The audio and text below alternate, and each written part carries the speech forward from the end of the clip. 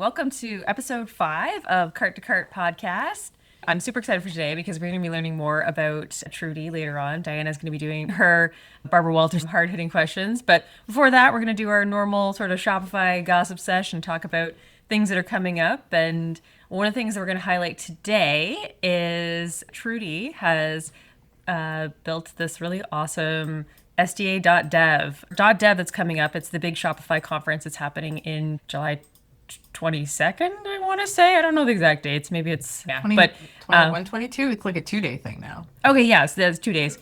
And so I'm outside of Toronto. Trudy is right in Toronto. Diana is in Ottawa, and Brenda's in New York. And so we're just going to talk about some of our favorite places to visit in Toronto and talk about the site and go from there. So let's kick it off. This was basically Taylor Page from the SDA, and I created this, and it came out of a joke because as soon as SDev was announced, Taylor messaged me and you're going to be having to answer everybody's questions about Toronto. And I was like, maybe we should just make a website so that I don't have to answer personally these questions to everybody and just make it easier for people to navigate around Toronto.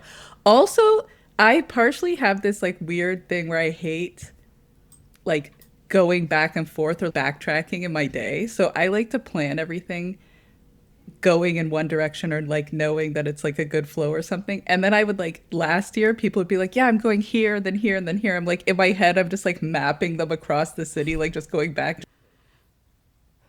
And I can't like help everybody. So I was like, maybe I'll let people help themselves. So we created this map with places, and then also we like allow you to like make an agenda only for the days, like the week surrounding .dev. So you could add to agenda, click on it, add something else, click on it, and then let me just do one more thing. Yes. So now you can see here a map, and then you can reorder it so that you can like maybe not be heading back and forth. See, now it's a nice line. Makes sense. You won't always have the option, but like that's awesome.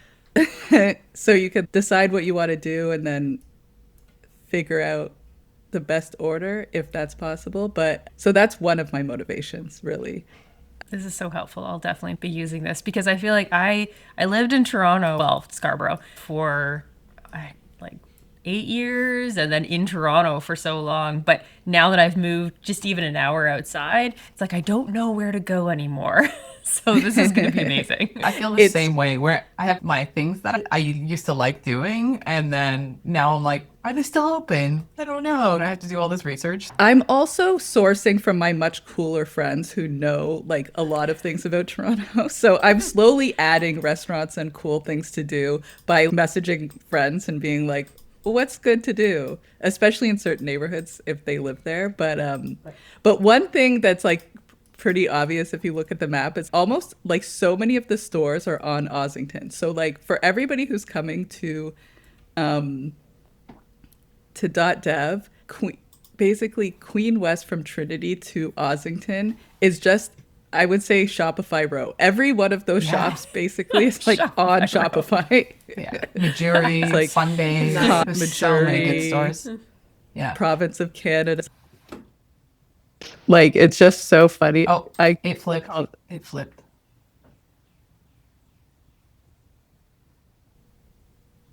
Okay, better. Yeah. Okay, that's. I think it's probably the wire. Or hopefully, let's hope it's the wire. It didn't do it at all in your interview, which is great. That's good. Yeah. And maybe because I'm touching the table. Yeah, don't move. Just do this. But just don't push in. move. Don't but I'm breathe. I'm using the mouse. I think that's why. Anyway, yeah. So I feel like that's one definitely. Go to Ossington, see all the stores that you know on Shopify. As a non-Canadian, and I've visited Toronto now, I think 3 times, and every time it's been for a Shopify conference. Or no, I went and visited you, Trudy, actually, in February. But that's the thing. I've been there in February, and then I've been there in October, and I've been there in May. And it was cold the last year for editions.dev. So in the summertime, where are the best places to go? What would you recommend? What's your favorite thing in the summer to do in Toronto? Yeah, I know. Last year it was May. Like it was cold for the season, but this is July is likely going to be quite hot. I live down by the lake. Like my favorite thing is like riding my bike along the lakeshore. So you could go from like High Park all the way down. Like basically we drew out all the districts too, so you could organize by district. But if you look at this map, High Park all the way to the other side, you can ride your bike along the lakeshore. High Park is a great place to go to. It's like our version of Central Park, but smaller and more foresty. I don't know, maybe. But there's bike rentals, I would assume, Yes, down there too, right? Yeah, there's the same thing. New York has it. We used to call them Bixby, but I think that company was bought, but we still call them Bixby. But there's like bike stations that you can rent. And I don't know exactly the price, but if you take them for half an hour, I think it's super cheap. And then you can just put them back and then take a new one out Yeah. every half an hour. I've also taken up rollerblading, so now I'm rollerblading down by the lakeshore too. Trinity Bellwoods and High Park are the two parks where everybody hangs out. What else is there? And what else is there to do in the summer?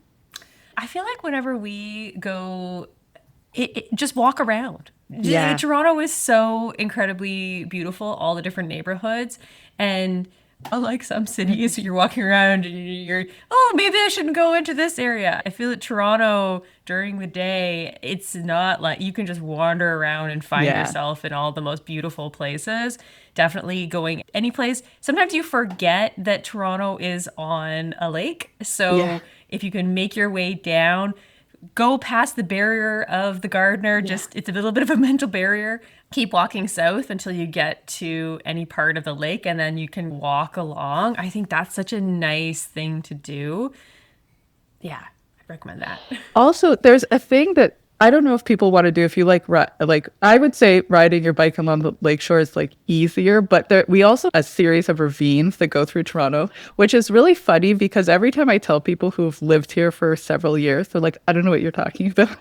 It's such a hidden gem.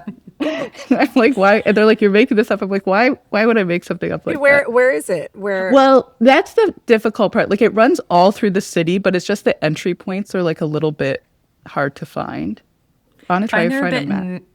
more north, I think, because we used to live around Yonge and Lawrence, and we would walk through the ravines all the time. Yeah, or east, because I grew up in East York and we had an entry point to the ravine too. So it's like, I know them on the east end, the entry points, but Rosedale, that's the difficult part. So it might not be if you're just here for a week. It might be a little bit difficult to find, but sailing, if you're into that. I don't know how easy it is to find like Oh, I mean, go if across somebody to else Toronto takes me Island. out on the water. Oh yeah, the Toronto Island. I always forget because right before COVID, it was like shut down because of flooding. So you couldn't go to the island and then it was shut down for COVID. So I forgot that the islands existed. But the Toronto Island, there's two beaches. One is clothing optional. So keep that in mind. Oh, show it on the map, maybe. Yeah. Okay, so if we go here, oh yeah, I have the islands here. So far I just have the Toronto Island, and I'm Oh, trying to it's- find, and then this is like the Island Cafe, which is so far the Ew. only restaurant I found, but I'm gonna do a little bit more research.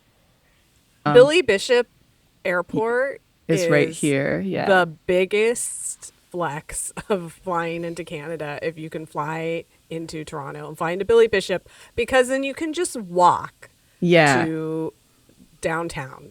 it's true. Like this is this. If you're looking at the feed, Billy Bishop is here. You could walk to the .dev, and also you can walk to the Shopify offices quite simply. They're like trying to find them on the map. Oh, maybe I forgot to put. Oh no. What? Oh yeah, no, there here they are. I was like, did I forget to put them on the map? Yeah, you could walk quite easily straight into downtown from Billy Bishop. Okay, here's my super touristy question. Yeah. Is the CN Tower worth it to go up? I don't think so. Okay. You know what I would do actually? So there's which is a kind of outdoor mall that just came up. maybe here. Yeah, I stayed nearby there last time, Called and I love Spadina, that yeah. place. Yeah, it's like right there where everybody's going to be. And they have this restaurant that's like very nice. And they have a happy hour, I think, from 5 to 7. It's quite expensive, but if you go for happy hour, it's probably reasonable. And it's called Airy, and it's on a very high level. And I would say that's better if you want to see the city from a high level than going to the CN Tower. Even, it's not going to be as high, but you get the gist. Okay. I don't Fly know. in to Billy Bishop, you'll see the city. It's great. Yeah. That's true. That's true. Does anybody else have opinions on the CN Tower? Because Anne? I've done it, obviously. I don't like heights, so I'm not probably the best person to ask. I'd say the better view of getting like a general overall vibe of Toronto is to go on the water. I think that you can really see the skyline and everything. I think that's quite fun. Yeah, so that would be my opinion. But definitely food, make sure you go and eat all the different things, because there's such a wide variety of different like cuisine that you can get in Toronto, which I think is unique. That's true. Yeah, there's like Little Portugal, 3 different Chinatowns, Little Korea, Greek town. Like, So true. The food. you're going to get all the food. I will say, I want to add 2 things to your map. Maybe you'll add them. Bellwoods Brewery. Love Bellwoods. Oh, yeah. Yeah. They have great food and they have great beer. And then near there, Ossington is just like the vibe. It's, what's it called? Prequel. It's like a speakeasy. And it's like you walk in to an apothecary, and it's like an old tiny apothecary, and it's you like somebody's just standing there at the counter, and then behind all that is like this gorgeous. True. You know what? I should also map Lovely. out all the speakeasies because we That's a good love a idea. speakeasy in Toronto. Love Yes. a speakeasy. So pretty. So I'm that so was great. excited because I'm going to come for a whole week this time, because I feel like every time I come Same. before a Shopify conference, I like expanded out a little bit. Like the first time I only went for the days of the conference. And then I went last time and I had added a day on each end or something. And it still wasn't like, I was there like 5 days and it still wasn't long enough. So like, okay, I'm gonna make a whole week this time. It's true. Nice. So I'm excited to And explore more and hang out more. I just confirmed by Googling that Ozfest, which is the festival that they have on Ossington Street, is July 25th. So if people are still here. That's great. That's Yeah. a handy tip. Yeah. Ooh, I'm leaving that day, I think, but it's okay. But anyway, but I feel like for people coming, you're going to want to go to Ossington. There's great food. There's every Shopify store. It's true. It is Yeah. quite busy because it's quite popular, but it's well worth it. Oh, and weather-wise, it's going to be warm. Likely, Very yes. hot. yeah, like how humid. warm, hot is I'm going to say 28 to 32 degrees. okay. Agreed. Okay. Celsius. Yeah. Yeah. Yeah. Okay. What's that in Fahrenheit? We need to, Do not know off. for our 82.4. our one American listener. Or So it's American 82 co-host. to 89 is what, Yeah. you know. Okay. roughly. Plus humidity, right? Plus so it's like, humidity, It's like yeah. New York, and you're in a city. A city always feels hotter because of all Yeah. the cement.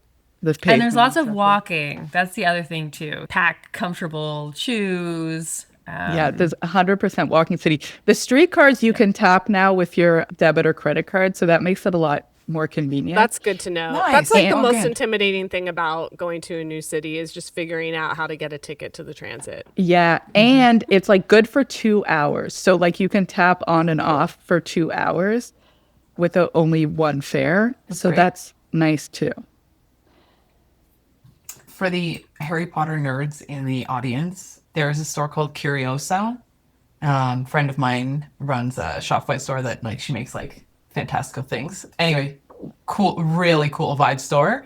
It's in the West End. I don't remember exactly, so you'll have to search up Curiosa. But it's just such a cool experience. It's Lord of the Rings, Harry Potter, but done very like it's just beautiful in there. And the owners are like artists. I think the owner also owns Paper Place. So yeah, it's just really fun store to check out. I don't actually know the answer to this, Trudy. I know I would probably say coffee shops, but the question is if you're wandering around as a tourist in Toronto, where's the best place if you need to go to the bathroom? to pop in? Good question. Because I always find that when I'm in a new city, I'm Yeah, like, oh seriously. no. Yeah. I think coffee shops is the best place. You might have to buy something, but Yeah. Or That's the well, or Eaton Yeah. Center. I also always the look for a malls. department store. Yeah. Oh, yeah. Yeah. Department Like, stores will usually have one. Yeah, I feel like if you're in the path, that's also the best place to have public bathrooms. What's the path? You got to say what Yeah, the path people is. don't know. Might This not is know. true. Yeah. The path is like a ginormous underground walkway that's like its own shopping mall that runs under the financial district predominantly. And you can get from like probably around the Eaton Center to the CN Tower. That's usually the span of it. And it's really great. And they have the best clean bathrooms that are open to the public. But you have to know how, again, you need to know the entry points, which is maybe a little bit difficult. But there'll be signs that say path sometimes. But I would say coffee shops for the most part, or restaurants. When I lived in London, I would always pretend I was looking for somebody, then use the bathroom, then just leave. Yeah. That was like my... I like it. I like that strategy. yeah. You know what got me really in the mood for Toronto too in the past month, and I talked to Trudy about this, is the movie Nirvana, the band, the show, the movie. Have you all heard about this movie? It is so Canadian, is so funny, and I went into it totally blind. I had no idea, and like my boyfriend was like, "Let's go see a movie." I was like, "Okay." But it takes place in Toronto, and I guess they had a TV show like 20 years ago, but they're all around the streets of Toronto, and it's hilarious. It's true. and I highly just recommend saw it. Sorry. I just saw it. And I went in blind as well. And honestly, for the first like 10, 15 minutes, I was like, what is this and what's happening? But it's really well done. Like, I was like Check it regretting out. my decision for a second, but then I was like, no, this is really good. Very good Toronto city movie. Amazing. I think that's some good tips for the welcome to Toronto people, welcome to Canada in general that are going to be here in July. So with that, maybe we should transition over to the interview portion of the podcast. So I'm going to pass it over to Diana and she'll take it from here. Awesome. Back by popular demand, Diana interviews all of you folks. Today, I'm going to be interviewing Trudy. I've tried to pick apart her life and find things to really get to know her. We're going to start off a little bit lighter, go back in time a little bit. Everyone's always curious, like, how did, people get into what they're doing today? And then we're going to delve in a bit deeper with some spicier questions, I hope. So, yeah, let's get started. So, a lot of people don't know that you actually traditionally were a mainframe programmer from a big Canadian bank. That's like a blast from the past. That's like as far from Shopify sessions builder and Shopify-esque things. What was the actual moment that you looked at your stable job back then and were like, I'm going to blow this up and just do something entirely different? And yes, I loved being a mainframe programmer, so it wasn't like I didn't like doing it, but I think the biggest catalyst was I was like looking around and everybody that I worked with was like over 60. A lot of them were over 65. And I was like, these people are going to retire. Like, I love my coworkers, but I'm like, these people are going to retire and then I'm going to be the only person here. I was like, it's going to be so lonely because they're going to retire. They weren't like hiring new people. Probably I would just be like managing people overseas or something. Like, I was like, I need to plan for when these people aren't here anymore, which is going to be soon. That was like my first impetus. Yeah. And then the other one was like, is very niche. And so it's like kind of stable, but also if something goes wrong, then you don't have a lot of options. It's like very coding and assembler is like not exactly that useful. And so I started taking web development courses just because also my friends were like, can you build me a website? And I was like, actually, I can't. I don't know how. Like, it's a completely different skill. So then I started taking like Ladies Learning Code, and then I took like HackerU part-time course, and then I was like, I could do this, and like, also if not now, when? Like, I was like, I could always go back to being a mainframe system programmer, but maybe I won't be able to go out on my own and take a chance on myself. Things happen in life. So that was like a big impetus too. I was like, I'll just do it. I figured like even now if I walked in, they would be like, yeah, we'll hire you back. Oh, There's that's not that many fantastic. people who know That's true. Mainframe. So Yeah. That you did Ladies Learning Code, but then you also like became a mentor as well, right? Like Yeah. in a variety of different ways. I know Brittany from Shopify. Oh, yeah. You were part of the Technovation scene, I think, or something, because I remember your name popping around. I know back her then. from like Girls Learning Code a lot. Girls Learning I Code. think. That's what it was. Yeah. No, that's Yeah. awesome.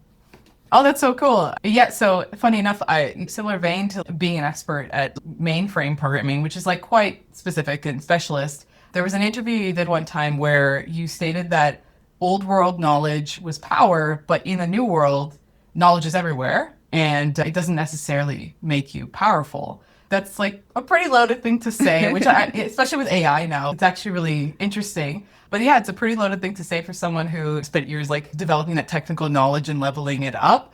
Do you still believe that now, or does that old programmer in you, old bank programmer in you, still feel like you want to hoard expertise over time?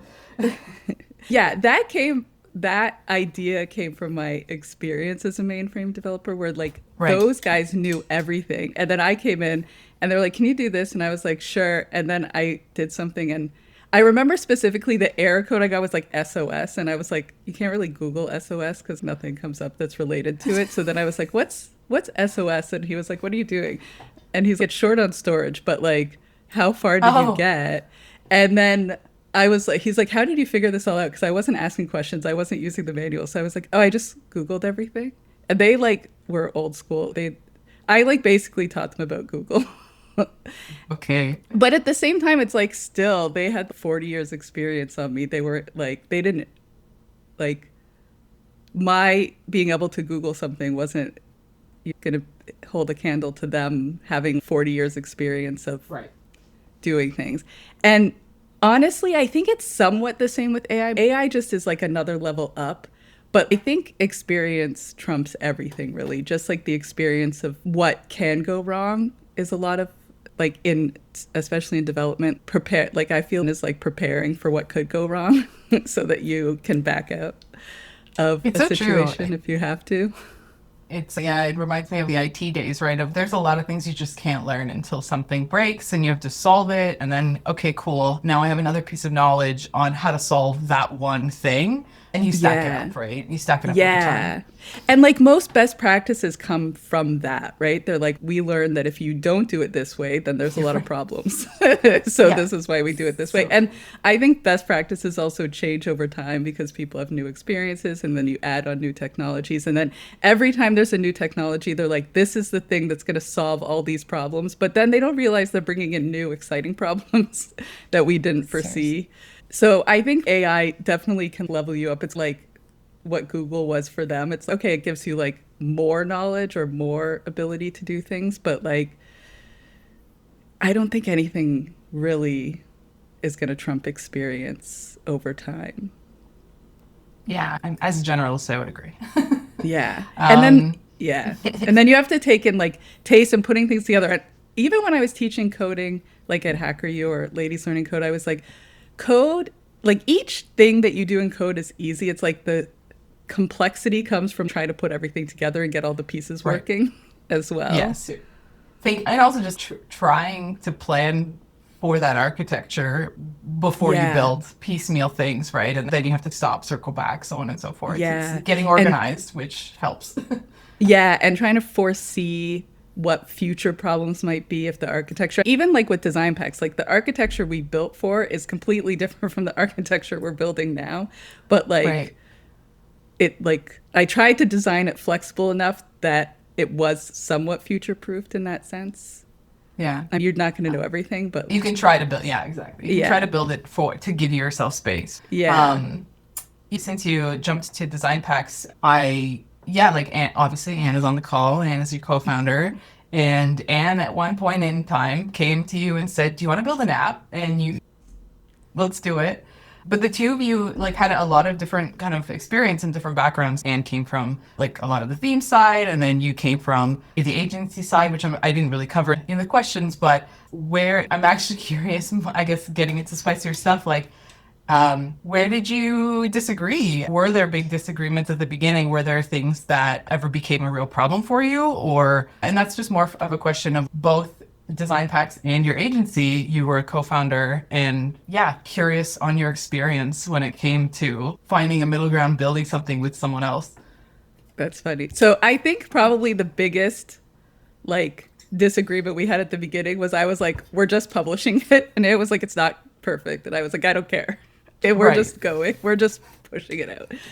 Because I was like, because I had built so many apps for people, custom apps, but also apps that were like meant to go into the App Store. And it's like some of those never got published, not because they weren't good apps, but because the co-founders were like scared that it wasn't perfect, or scared to put it out, or scared that they would like somehow diminish their brand if they didn't have 8,000 features to start with or whatever. And I was like, this is what stops everybody. And also I was like, if it sucks and everybody hates it, we pull it down, rebrand, and just do it again. You know what I mean? There's no so like true.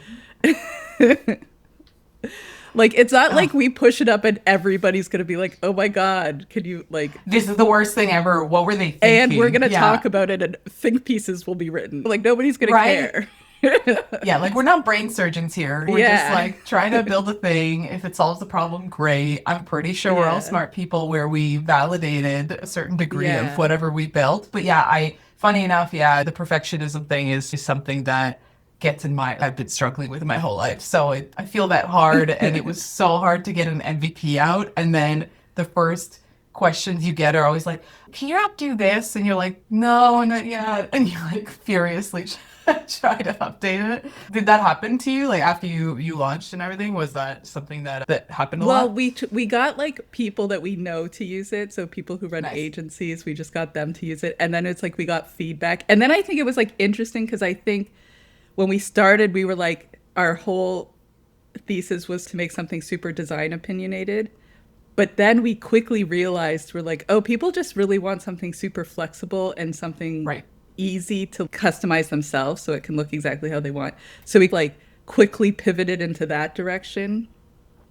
But yeah, I think also, I guess making product decisions, like we don't necessarily disagree on that much, but we have to have discussions sometimes, like where's the best use of our time, or if somebody asks for something, saying no. I'm like more of a say no, Anne's more of a people pleaser.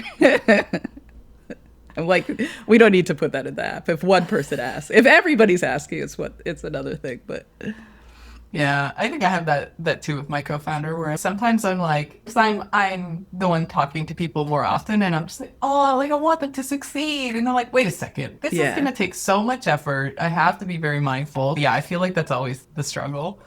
Yeah. And yeah, I'm going to ask one of these because you had mentioned, you talked about Shopify Sherlocking partners, which I love that term. And we talk about it a lot. And I get asked that question all the time, which is like when Shopify builds a feature natively and makes specific existing apps irrelevant, which I think we all agree is like not really what happens.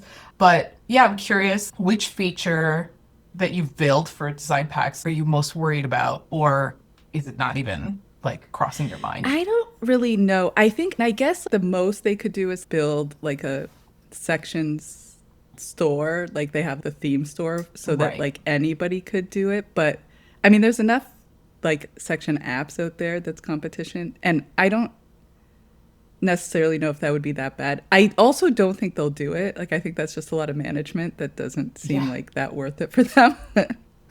They're managing the like hundreds of apps that keep getting added to the App Store now. It's gonna take a while. So I don't think that's really. And then right now there seem to be like all in on like Sidekick and AI. So like maybe AI will just take over everything. Maybe be like every app. Yeah, but I don't know. I mean, I've bumped into merchants who build sections with AI, and I'm like, it's rough when our front end dev has to go in and fix things, and I'm like, it gets cleaner. Is my big takeaway. Yeah. It's like a Oh, good yeah. augmentation if you just want something like little added, but it gets pretty messy pretty fast, I Yeah. think. Yeah, exactly. And yeah, you're in Toronto and you're really deeply, you and you're really deeply embedded in like the tech community there and like you organize events and you show up for people and try to like build that community.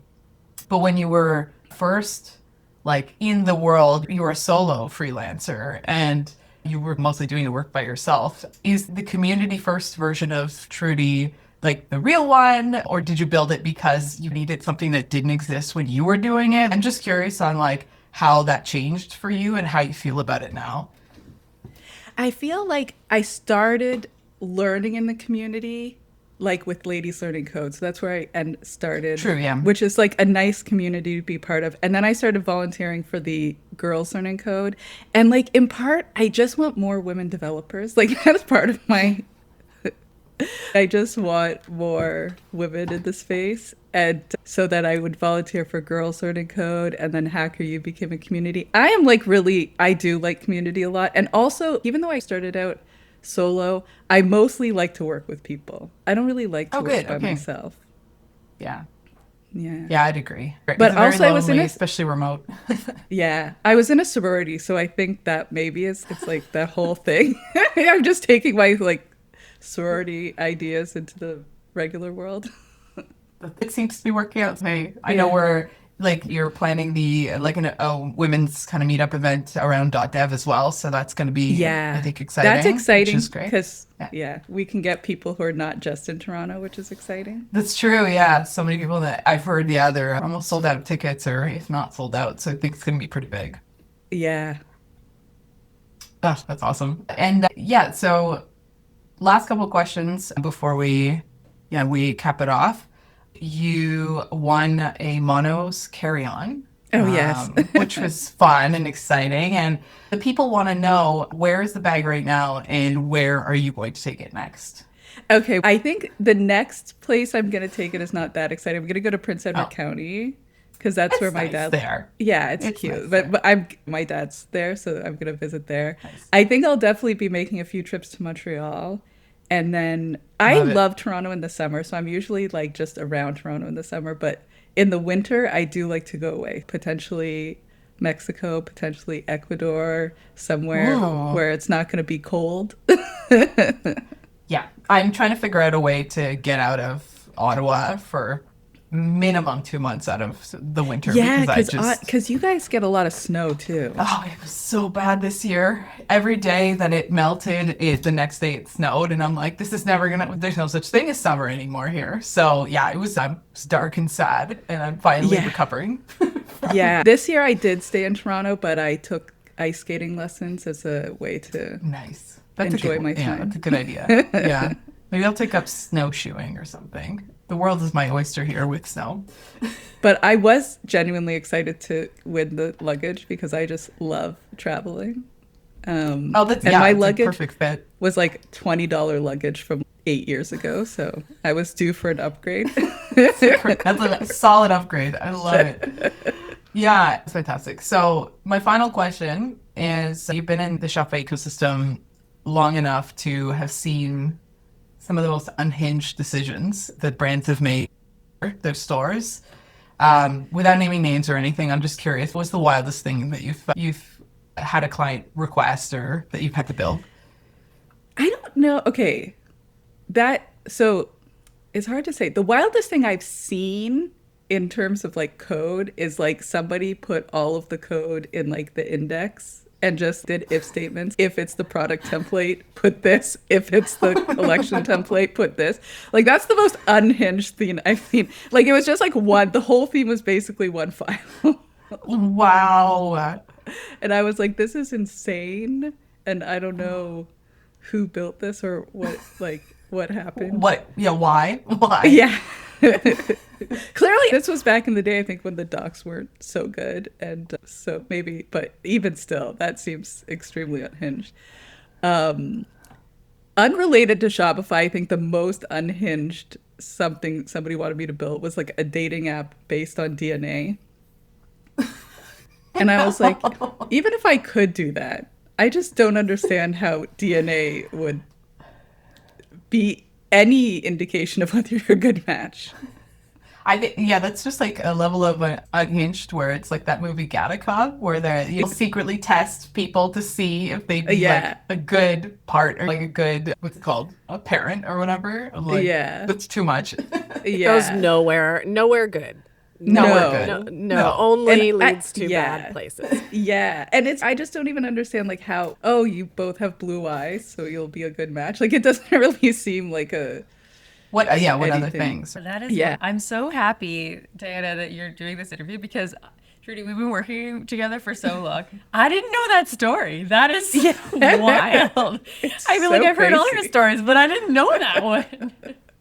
So, That's definitely the most unhinged thing. I don't know if I can't really think of any I love doing something interesting. So like when people come to me with ideas, I'm like, let's see if we can make it happen.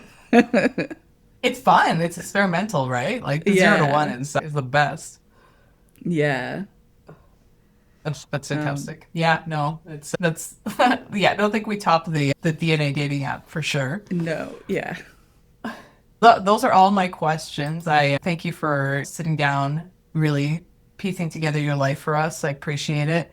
And my next guest will be Anne, which we'll find every detail about her life and expose it to the internet. So looking forward to that. That was a really good interview, Diana. You really are the next Barbara Walters.